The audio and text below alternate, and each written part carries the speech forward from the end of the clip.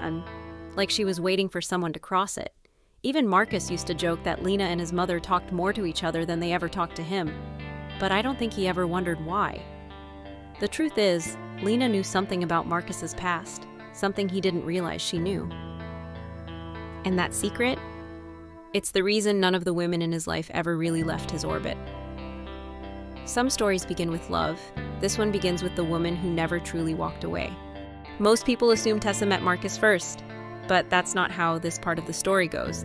Tessa met Lena, the first wife, long before Marcus ever showed up. Strange, right? A woman meets the ex-wife before she meets the man? But Lena wasn't threatened. If anything, she encouraged it. She introduced Tessa to Marcus like she was offering him something she already understood. The two women formed a connection that didn't make sense to anyone watching from the outside. And if you had seen the way they looked at each other, comfortable, familiar, almost aligned, you'd start asking the same questions everyone else asked later. Why did Lena want Tessa close? Why did she trust her instantly? And why did Marcus's mother welcome Tessa into the family like she'd been expected all along? With Marcus, nothing was ever simple, but with the women around him, nothing was accidental either. If there's one person who never pretended in this story, it was Marcus's mother, Evelyn. People loved her, warm voice, soft hands, the kind of woman who seemed to hold a family together effortlessly. But beneath all that sweetness, Evelyn had a way of pulling people into her orbit, especially the women Marcus dated. She'd accidentally run into them at coffee shops. She'd reach out in moments that mattered. She'd befriend them before Marcus even knew she had their number. And every single one of them, Lena, Tessa, even the ones who came later, stayed connected to her long after the relationship ended. Most mothers lose touch with their sons' exes. Evelyn, she collected them. And as the circle grew tighter, the women began noticing something. Evelyn always knew more than she should. About them, about Marcus, about the past, none of them talked about. Some mothers meddle, Evelyn orchestrated. Celeste wasn't like the others, older, steadier, wealthy in a way that didn't need explaining. When she and Marcus were together, the relationship was quiet, almost too quiet. But when they ended things, her connection didn't end with him. She stayed close to Evelyn, and Lena, and even Tessa. It didn't matter that the relationships overlapped or tangled.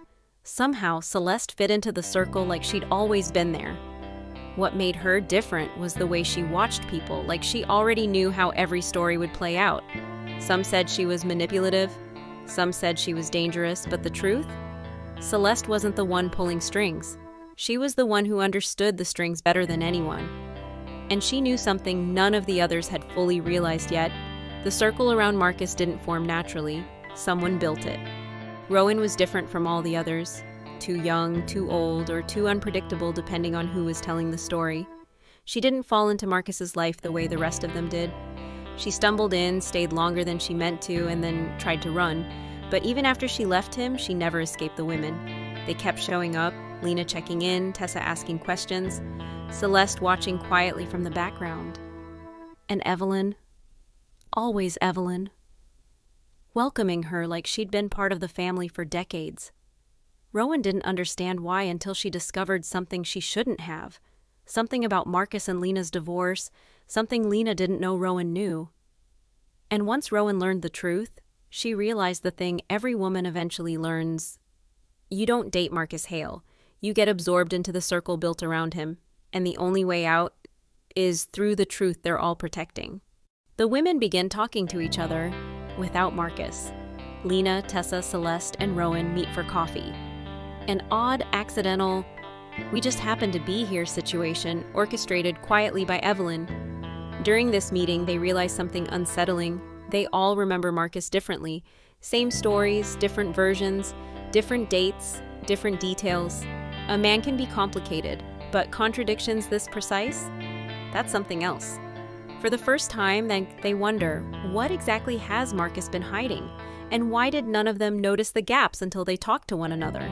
The women begin talking to each other without Marcus. Lena, Tessa, Celeste, and Rowan meet for coffee.